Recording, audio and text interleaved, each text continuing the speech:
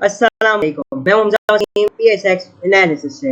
अगर आज मार्केट के हवाले से बात करते हैं तो आज की मार्केट तकरीबन 180 पॉइंट के साथ पॉजिटिव बन रही। केसी 100 इंडेक्स 48,325 की सतह के करीब बन रहा। जब वॉल्यूम्स को देखा जाए तो 101 मिलियन का काम केसी 100 इंडेक्स में हुआ, या किसी ऑल शेयर के अंदर 226 मिलियन का काम हुआ, जिसकी वैल्यू 10 बिलियन रुपीस बनती है। जो 101 मिलियन जो काम हुआ है वो कुछ ज़्यादा नहीं है। जहाँ मैं किसी और शेयर की बात करूँ तो वो भी कुछ वॉल्यूम बहुत ज़्यादा अच्छे नहीं है। अब जाहिर सी बात है, ये जो अब मूवमेंट आई मार्केट के अंदर इंट्राडे बेसिस पे, ये बहुत ज़बरदस्त मूवमेंट थी। आज के मैं लो से कैलकुलेट करता हूँ तो मार्केट तकरीबन 400 से ज़्यादा पॉइंट्स अपने लो से ऊपर आकर बन रही है, तो ये इंट्राडे बेसिस पे अच्छी बात है। लेकिन ये जो वॉल्यूम्स है ना, ये इसको सपोर्ट नहीं कर रहे। आज की जो अप मूवमेंट है, वॉल्यूम्स इसको सपोर्ट नहीं कर रहे। ठीक है, इसके हाल से मैं मजीद जब टेक्निकल के पार्ट पे आऊँगा उधर समझाऊंगा।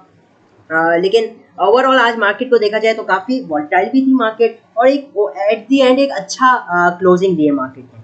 जहाँ अगर मैं बात करता हूँ टॉप कंट्रीब्यूटर्स और टॉप लूजर्स के हवाले से, तो टॉप कंट्रीब्यूटर जो था वो सिस्टम्स का स्टॉक था। आउटस्टैंडिंग परफॉर्मेंस दी है, मुसलसल कंटिन्यूसली एक अच्छी परफॉर्मेंस दे रहा है। 88 पॉइंट जिसने मार्केट में पॉजिटिवली कंट्रीब्यूट किया है। जब POL 30 point, PPL 26 point, OGDC 23 point, FFC हो गया, और फिर आगे आप ट्रांसक्रिप्ट देख सकते हैं। जहाँ टॉप डिक्लाइन साइड पे 97 पॉइंट्स एंग्रो आ जाता है। आज इसकी अनाउंसमेंट आई, सिर्फ ₹2 डिविडेंड दिया, जो कि डेफिनेटली इन्वेस्टर्स के लिए एक मायूसकुन खबर थी, और इसकी वजह से इसके अंदर एक पैनिक सेलिंग देखने को मिली। MCB 31 point, Meezan bank 16 point, Dawood Hercules 14 point, और आगे आप ट्रांसक्रिप्ट देख सकते हैं।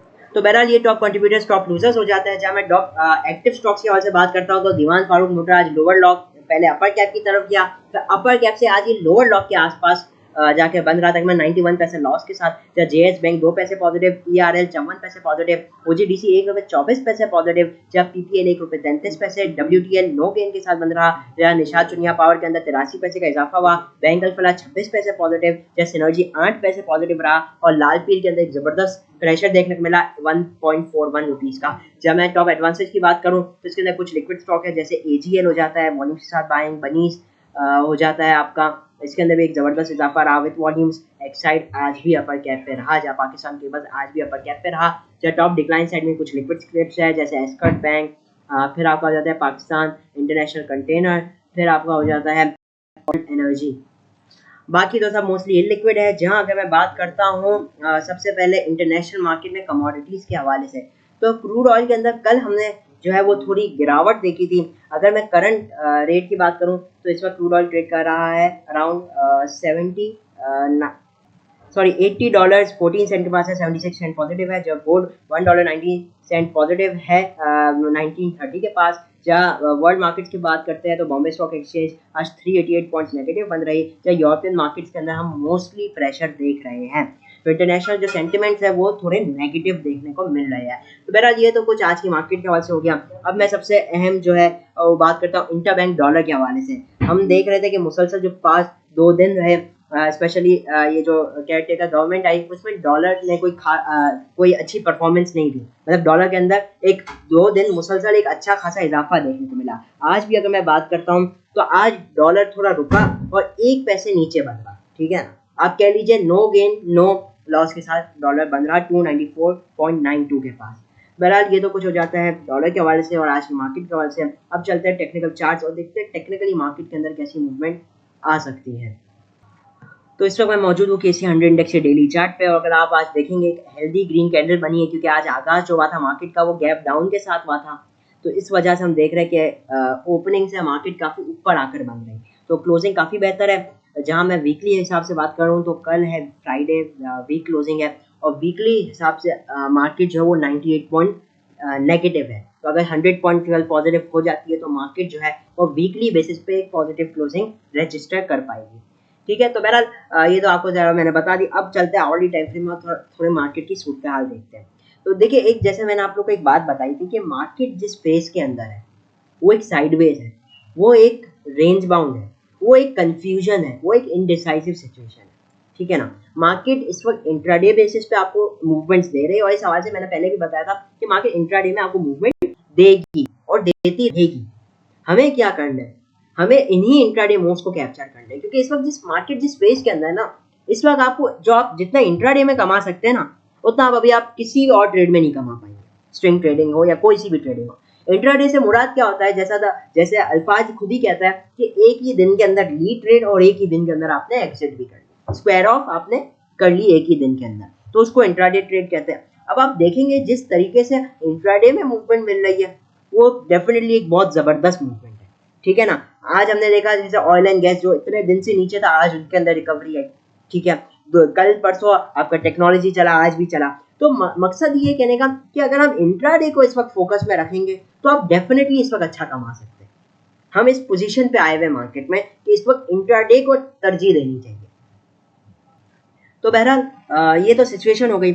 अभी मैं मार्केट की बात करूं तो वही बात है, इंट्राडे में हमें काम करना है, लेवल्स के साथ काम करना है। इस वक्त मार्केट की क्लोजिंग किधर आई है, 48,325 पे आई है, ठीक है। मैं लेवल्स आप लोग बता देता हूँ, मैंने प्रॉपर वर्किंग की हुई है मार्केट के ऊपर।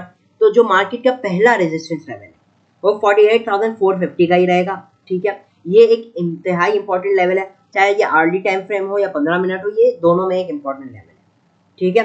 तो खुलते साथ तो ये हम इस लेवल को मार्केट को टारगेट करता हुआ तो देख सकते हैं, करीबन ये 100-150 पॉइंट दूर बनता है, तो ये पहला टारगेट मार्केट इसको टारगेट कर सकती है।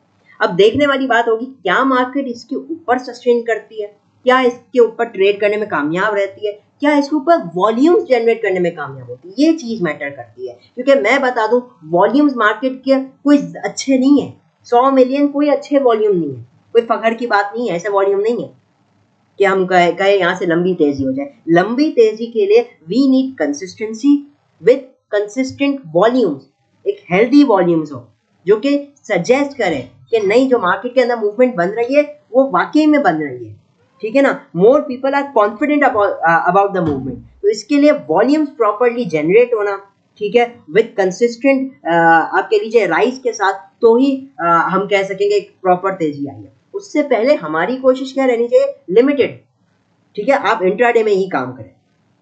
तो बहरहाल 48,450 का पहला लेवल है, इसको ब्रेक और इसके ऊपर सस्टेन करती है, इसके बाद वॉल्यूम जनरेट करती है, तो मार्केट जो है इन द सेशन आपको 48,600 से 800 के दरमियान में भी मूव करता हुआ दिखाई दे सकती है। मतलब 48,600 को अचीव किया, फिर 46,750 800 को अचीव किया, इधर तक भी जा सकती है।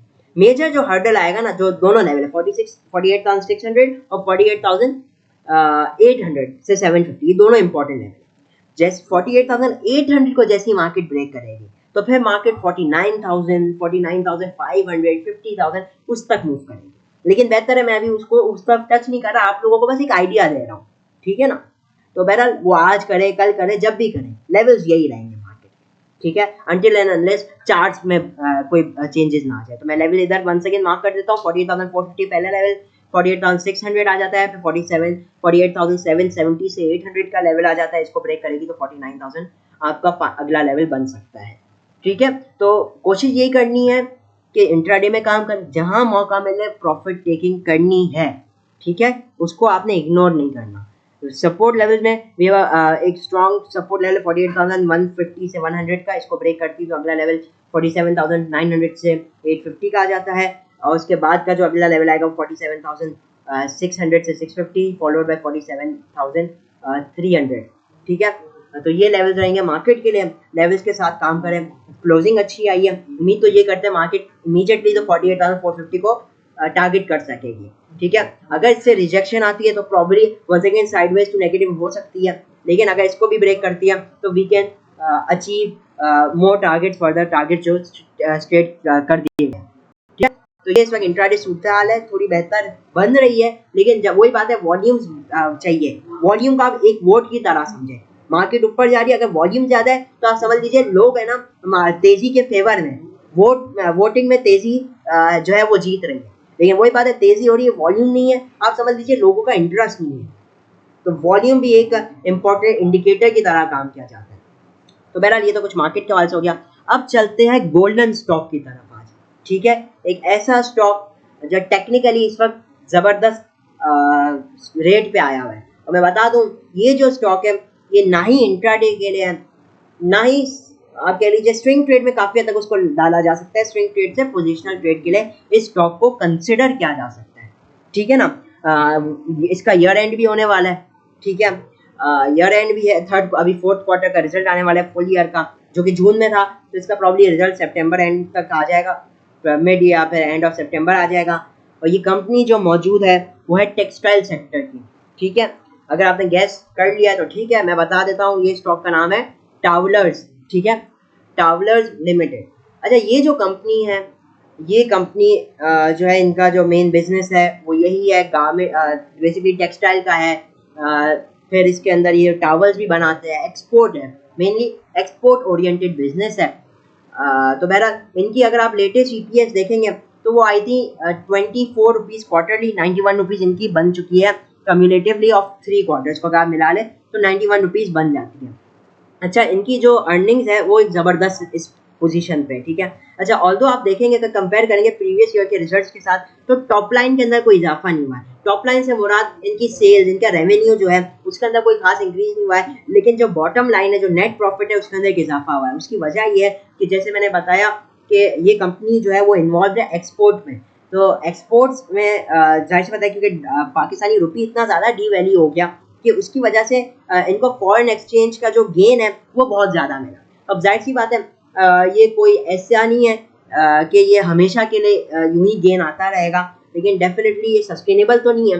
लेकिन जब तक डॉलर आपका राइज हो रहा है तो ऐसी कंपनीज को फ़ायदा होगा, ठीक है। लेकिन टॉप लाइन में इजाफा नहीं हुआ, मतलब ऑर्डर्स थोड़े कम आ रहे हैं, लेकिन करंट रेट पे इनका जो है क्या कहते हैं कैश फ्लो और ये सब एक अच्छी कंपनी है ऑल इन ऑल, मैं ये कहूँगा।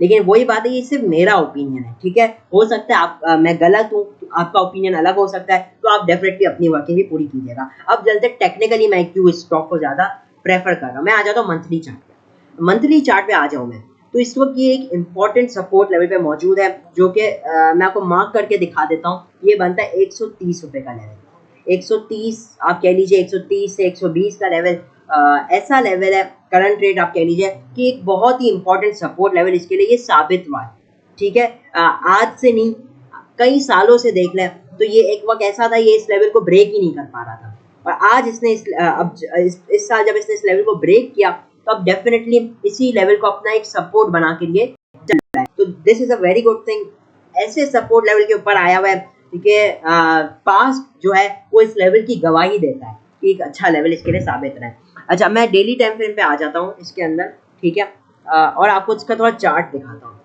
तो आप चार्ट देखेंगे तो 20 फरवरी को ये 104 रुपये पे था, ठीक है। और उसी के बाद अगर आप बात करें 13 अप्रैल को, मतलब 1 से 1.5 महीने बाद इसने एक हाई लगाया 338 रुपीज़ का, massive gain, like 3x gain, 10 lakh लगाया तो 30 लाख हो गया, ठीक है ना।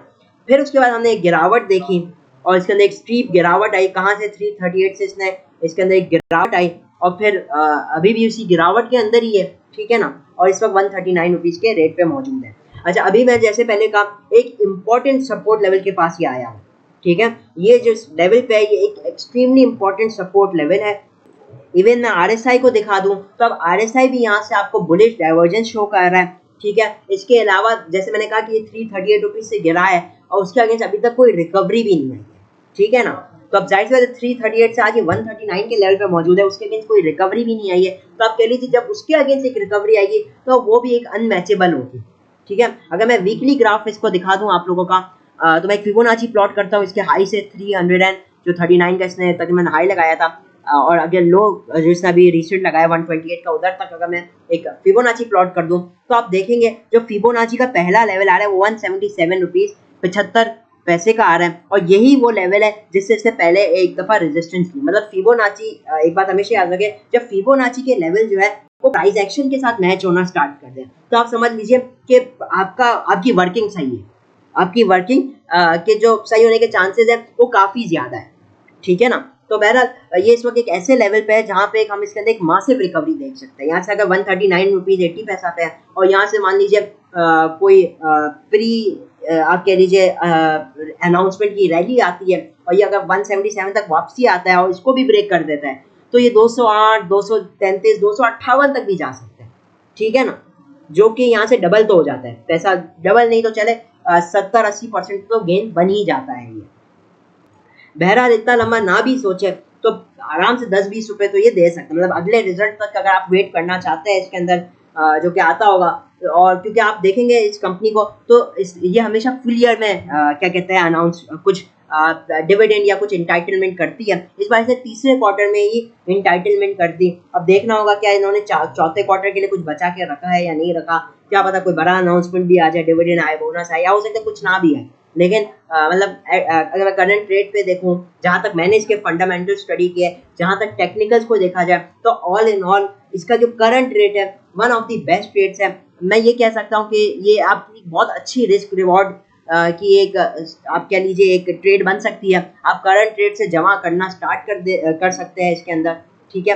और स्टॉप लॉस क्या रहेगा और टारगेट क्या रह सकता है? स्टॉप लॉस आप लगा सकते हैं इसका 120 के पास, 20 रुपए का स्टॉप लॉस, और टारगेट 30 रुपए, 50 रुपए, ऐसे इतने लंबे टारगेट्स भी आप इसके अंदर दे सकते हैं।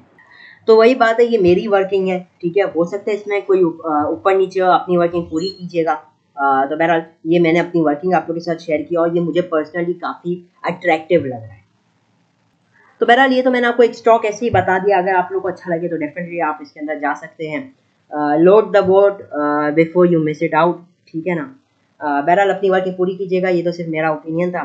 मार्केट के हवाले से मैंने आप लोगों को बता दिया। स्टॉक्स के हवाले से अगर मैं बताऊं तो जैसे refinery sector, oil and gas, जैसे OGDC हो गया, ATRL, NRL, PRL, इनके अंदर डेफिनेटली इंट्राडे के अंदर चांस लिया जा सकता है। लेकिन एक बात याद रहे कि ये भी एक, आप देखेंगे ना इसका आवरली चार्ट, तो ये लोग भी अब डाउन ट्रेंड के अंदर आ चुके हैं। तो हम अभी जिस स्टेज पे है वो एक रिकवरी का स्टेज है।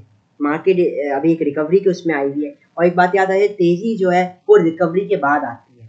तो हमें स्टेप बाय स्टेप चलना है। अगर हम इस वक्त हम रिकवरी तक अपना जो माइंडसेट है वो रखेंगे, हम तेजी में जब जाएंगे तो वो बात की बात है। अभी हम सिर्फ रिकवरी में हैं, तो कोशिश ये करें इंट्राडे में चांस मिलता है, एक स्ट्रिक्ट स्टॉप लॉस होना चाहिए आप लोगों का।